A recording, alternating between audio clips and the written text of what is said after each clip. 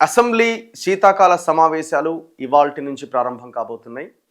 ఇందులో అతి ప్రధానమైంది ఏంటంటే అందరూ ఎదురు చూస్తున్నది అధికారం పోయిన తర్వాత ఇంతవరకు జరిగిన ఏ అసెంబ్లీ సమావేశానికి కూడా కేసీఆర్ హాజరు కాలేదు.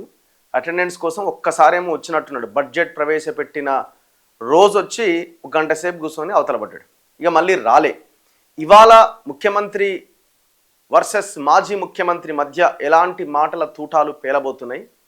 నిజంగానే మాజీ ముఖ్యమంత్రి ప్రస్తుత బీఆర్ఎస్ అధ్యక్షుడు కేసీఆర్ సభకు వస్తున్నాడా?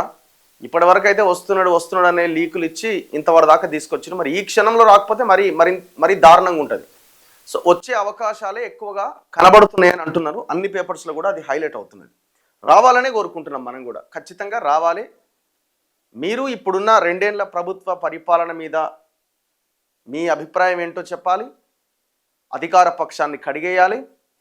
వాళ్ళు మిమ్మల్ని అడిగే ప్రశ్నలకు కూడా మీరు సమాధానం చెప్పాలి. ఈ సందర్భంలో అధికార పక్షము వాళ్ళ చేతిలోనే మైక్ ఉంటుంది కాబట్టి స్పీకర్ ఉన్నా ఏం జరుగుతుందనేది మనకు తెలిసిందే. సో వాళ్ళు నిన్ను టీజ్ చేస్తూ ఉంటారు, నిన్ను గిచ్చుతూ ఉంటారు, నీకు తొడపాశం పెడతా ఉంటారు. భరించాల్సిందే, తప్పదు. ఎందుకంటే మీరు అధికారంలో ఉన్నప్పుడు, ఏ పార్టీ అధికారంలో ఉన్నా ఆ పార్టీ చేసేదంతా ఇదే కదా. సో మీరు అధికారంలో ఉన్నప్పుడు యువతల వాళ్ళని కనీసం మాట్లాడని కూడా మాట్లాడనీయలే కదా. మెడబట్టి అవతల గెంటేసిరు కదా అసెంబ్లీలో అడుగు పెట్టకముందే.